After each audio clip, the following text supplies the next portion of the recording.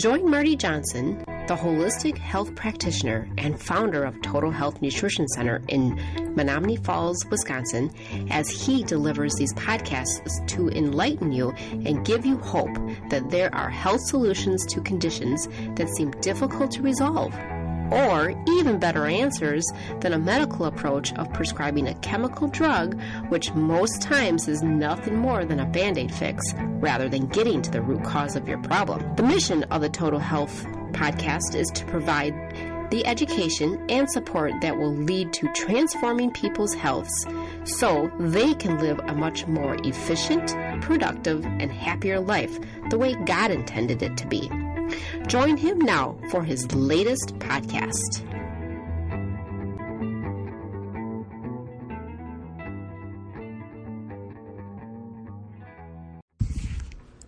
My name is Paige Welsh, and I'm one of the practitioners here at Total Health. Today, I'm going to be talking about what stress does to your body and how to overcome it. So you know that feeling when you are stuck in traffic and are already late? Or that feeling of your heart pounding, mind racing, and knots in your stomach while you're running through your to-do list knowing there's no possible way you can accomplish it all. Unless you're living in an all-inclusive resort with zero obligations, you'll likely have to cope with significant amounts of lifestyle, relationship, emotional, and work stress on a daily basis. Your body is designed to manage this stress, to react to your environment, and to bring you back to balance when the stressful event has ended. But with smartphones, jobs, kids, traffic, and all the other projects you're undertaking, stress is nearly constant. Unless you're actively managing your stress and allowing your body and brain to relax and recuperate, your body's stress signals will just keep firing and eventually cause some pretty severe dysfunction in your body. Chronic stress and the associated cortisol release leads to dreadful health issues such as fatigue, insomnia, weight gain, low sex drive, and low motivation. Fortunately, with just a few simple techniques and slight lifestyle adjustments, you can train your body and mind to react less severely to stress and to recover more quickly from it. So even if your life is in high gear with no chance of slowing down, or if you can't even imagine taking a vacation, you can at least manage your stress so that you're not eventually forced into taking time off. I'd like to first talk about the HPA axis. So this is the area of your body that gets hit when you're faced with stress. This stands for the hypothalamic pituitary adrenal axis and is our central stress response system. It consists of the hypothalamus, which is part of your forebrain, the pituitary gland, which sits just below the hypothalamus, and the adrenal glands, which sit on top of your kidneys. The HPA axis forms a large part of the endocrine system. The three components of this axis are responsible for regulating functions such as your stress response, digestion, mood, hormones, immune system, metabolism, and energy levels. Whenever you encounter stress, the HPA axis is in charge of the fight or flight response and the associated hormone release. The most notorious stress hormone is cortisol. Cortisol and other stress-induced hormones activate your physical response to stress, also known as the fight or flight reaction. Injury, lack of sleep, excessive exercise, anxiety, depression, and everything that comes with living in a modern world are the most common triggers of activating this fight or flight reaction and elevating cortisol. Cortisol's effects in the body are far-reaching and include controlling metabolism and blood flow, and affecting the immune system and insulin sensitivity.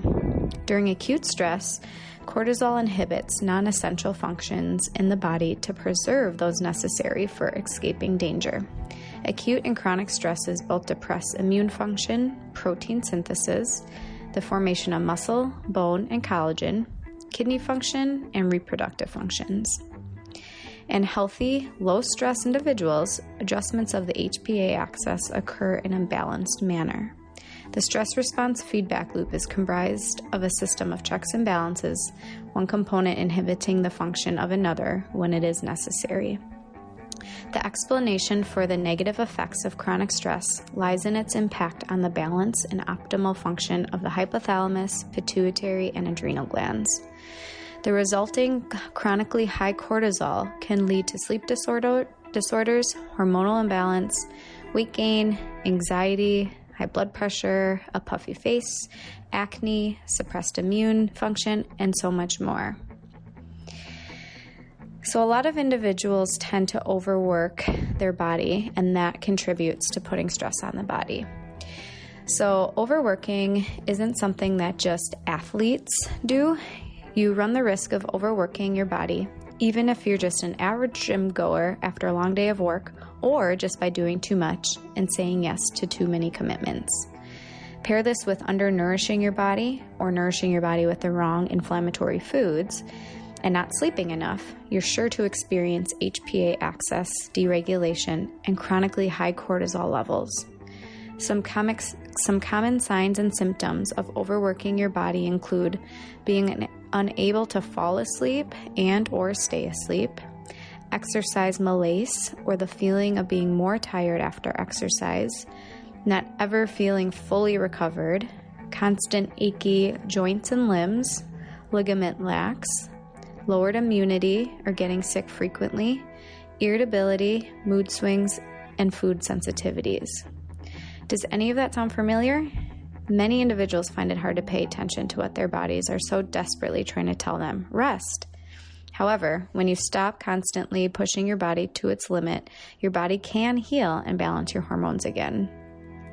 To knock down high cortisol and rebalance your HPA axis, you need to train your body to handle stress and prioritize recovery.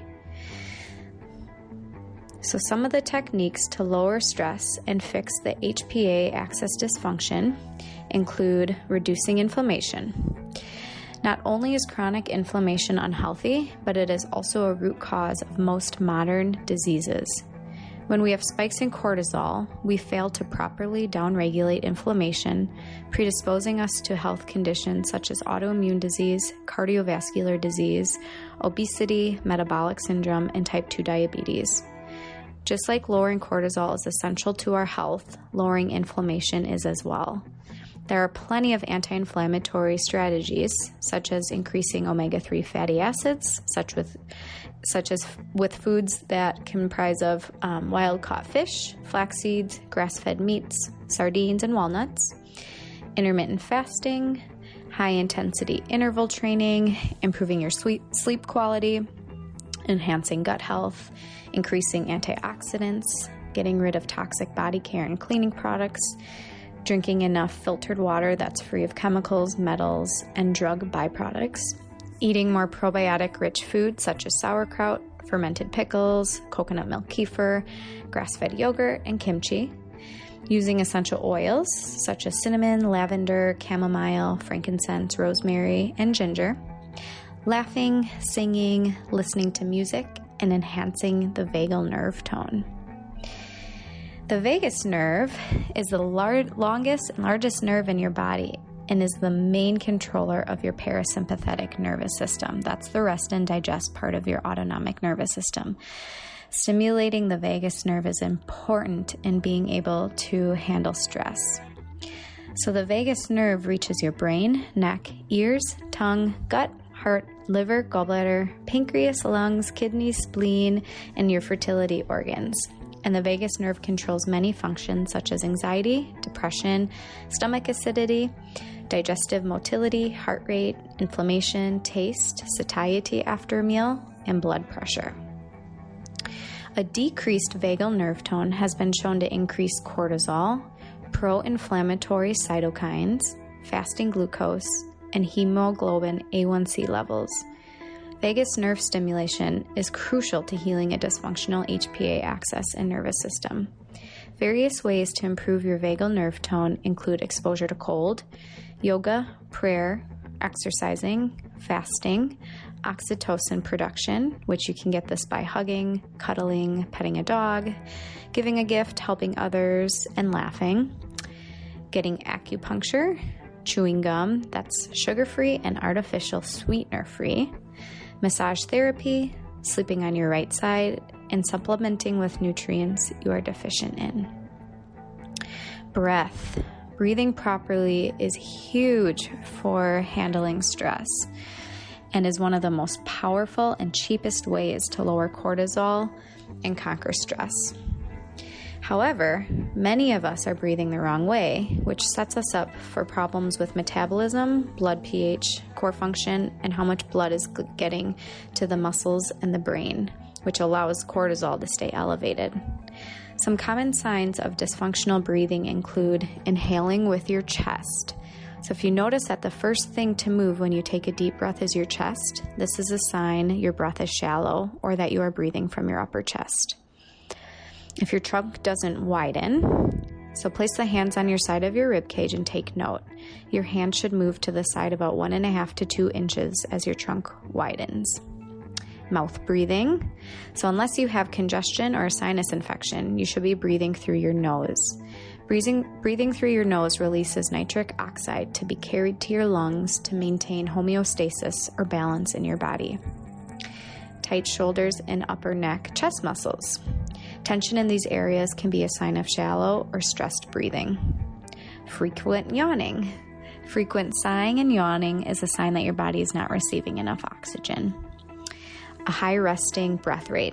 So take a moment to see how many times you breathe in 1 minute. A normal resting breath rate should be 10 to 12 breaths per minute. A resting breath rate over 12 is a sign of too quick or shallow breathing. And last, slouching. If you find yourself slouching your head or shoulders forward often, it can be a sign that you're not activating your diaphragm when you breathe. Think you may be breathing the wrong way? No worries. Take a breath and keep listening to learn practical techniques on breathing. If you experience any of the signs of dysfunctional breathing that I mentioned earlier, first train your body to breathe correctly by blowing up balloons, pursing your lips, taking deep breaths while doing planking exercises or other exercises, contracting your abs as you breathe, and minimizing shoulder movement during breathing. Other ways to help your body handle stress include exercise. So for those of you who know your nervous system and HPA axis need some love, but are still committed to transforming your physique, here's how to incorporate exercise without overdoing it. Because like I mentioned earlier, overdoing exercise will cause more of a stress response. So burst training or HIIT training is really, really good for the nervous system and for helping your body handle stress without over pushing your body. And there's a multitude of research on the benefits of high intensity interval training, specifically for fat loss. But did you know that interval training could be performed in a way to heal your HPA axis and improve your cognitive health? By limiting the amount of burst training and how hard you push your body during the bursts, you may exercise in a way that's beneficial for your HPA axis and nervous system. If you have a burnt out body, burst training should not be done more than 2 to 3 times per week. During burst and interval training, you work your fast twitch muscle fibers. It can take roughly 2 to 3 days to fully heal and recover when working these fast twitch muscle fibers, especially if your body has already been overworked. So in this case, it is better to limit how often and how hard you burst train. You may also want to consider breaking up your exercise routine throughout the day. Instead of busting your butt for an hour in the gym, try shorter segments of getting your heart rate up. Consider trying 3 to 4 broken up 5-minute intervals of HIIT training, or set a timer to go off every hour to walk around, do jumping jacks, push-ups, or burpees for a few minutes. Whatever it is that gets you moving through the day, just do it. This is not only less time consuming, but also exercises the body without overly stressing it. Some other more gentle therapies to move your body without stressing it include moving meditation, Tai Chi. Tai Chi is an ancient Chinese exercise which involves moving the body gracefully through a series of focused movements with deep breathing. Not only does Tai Chi lower stress, but it also increases executive functions, which are mental skills that help us stay focused and get tasks done. Hot-cold contrast therapy is another option. This is when you force your muscles to adapt to temperature variations, and it requires quite a bit of metabolic activity and circulation, which gives your muscles and tissues a gentle workout without stress.